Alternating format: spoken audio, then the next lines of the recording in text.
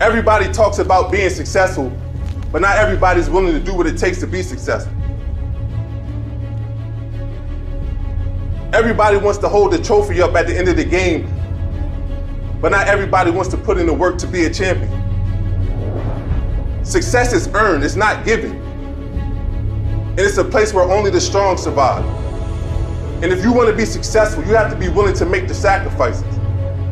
You have to have the courage to fight through the darkness just to get to the light. You have to have the will to crawl when you can't walk, and the patience to walk when you can't yet run. When you want to be successful, you have to be willing to go through hell and high water to make your dreams come true. And I promise you, when you have that mindset, I don't care what's put in front of you, nothing will stop you. It's possible.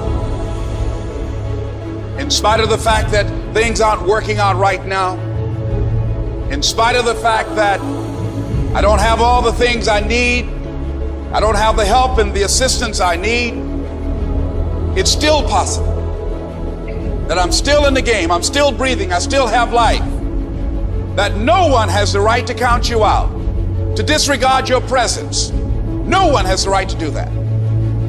You want to give yourself a fighting chance where we have unending hope that we begin to align ourselves with the highest that's within us. If you take yourself out of the ring, you never have a chance to know whether or not you could have made it happen. But if you could stay in there, and what can keep you in there? What can get you up off the canvas? As long as I'm in the ring, I've got an opportunity to pull it off. Everybody wants to be a beast until it's time to do what beasts do.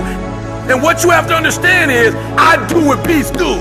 And you cannot just say you want it. It's cute to say it. But when it's showtime, when the sun comes up, you've got all the books, you've got all the tapes, you've got all the access. Now it's time to hunt. And what separates you from everybody else is that when it's time to hunt, you're ready to hunt. A true hunter hunts. A true hunter's goal is not the prize. A true hunter's goal is to hunt. That's what they live for. They live to hunt. They don't just live to catch it. It's the whole process. When you are a true hunter, you don't hunt from 8 to 3. Why? Because the gazelle may not be open from 8 to 3. You hunt until you get a gazelle, and you don't stop until you get one. Find out what it is you want and go after it as if your life depends on it. Why? Because it does.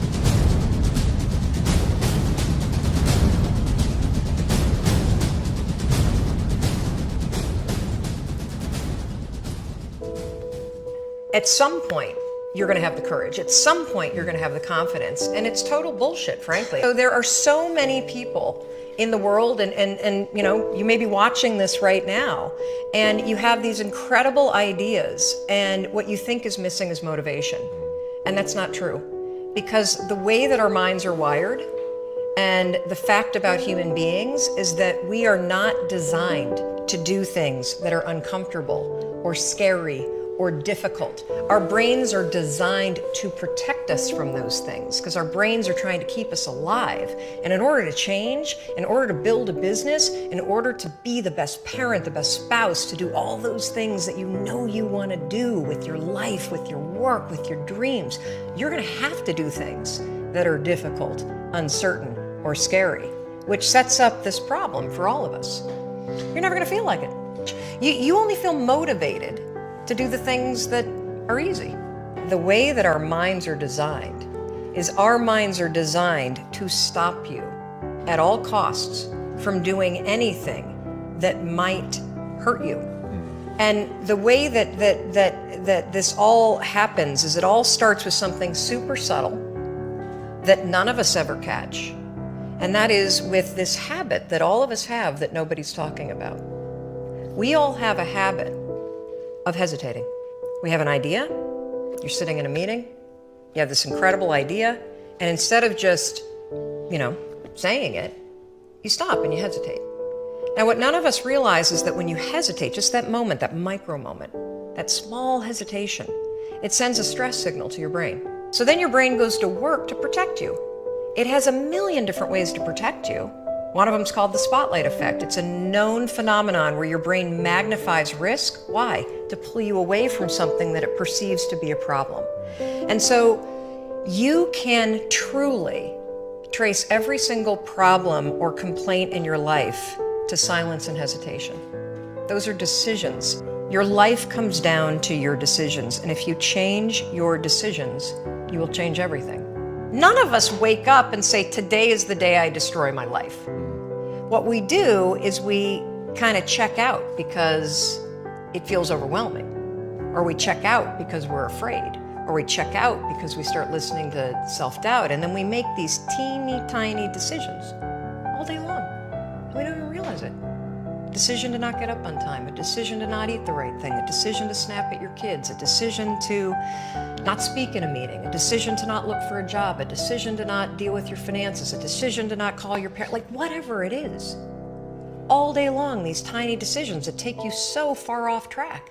And then you wake up and you look at your life and you think, how the hell did I get here? And more importantly, how do I get back over there? And you have no idea. You know what to do, but you can't seem to make yourself do it, right? I mean, every one of us is one Google search away from a list of instructions. But how do you get out of your head and stop thinking about what you need to do and actually do it? When you set goals, when you have an intention on something that you want to change about your life, your brain helps you. What it does is it opens up a checklist, and then your brain goes to work trying to remind you of that intention that you set. And it's really important to develop the skill, and I say that word purposefully, the skill of knowing how to hear that inner wisdom and that intention kicking in and leaning into it quickly. And I think most people that are miserable or that are really like dying to be great and dying to have more, we want to change. We want to live a better life. We want to create more for our families. We want to be happier. The desire is there. Again, it's about how do you go from knowledge to actions. Every human being has a 5-second window, might even be shorter for you. You have about a 5-second window in which you can move from idea to action before your brain kicks into full gear and sabotages any change in behavior. Because remember, your brain is wired to stop you from doing things that are uncomfortable or uncertain or scary. It's your job to learn how to move from those ideas that could change everything into acting on them in the smallest moment. Because when you understand the power of a 5-second decision, and you understand that you always have a choice to go from autopilot to decision maker, everything in your life will change. You will be a different negotiator, you will be different in sales, you will be unstoppable in the gym, because you will realize the amount of garbage that you put in the way of your hopes, of your dreams, of your potential, of your confidence, of your courage. Everything comes down to the decisions that you make. We all know what to do. None of us know how to make ourselves do it.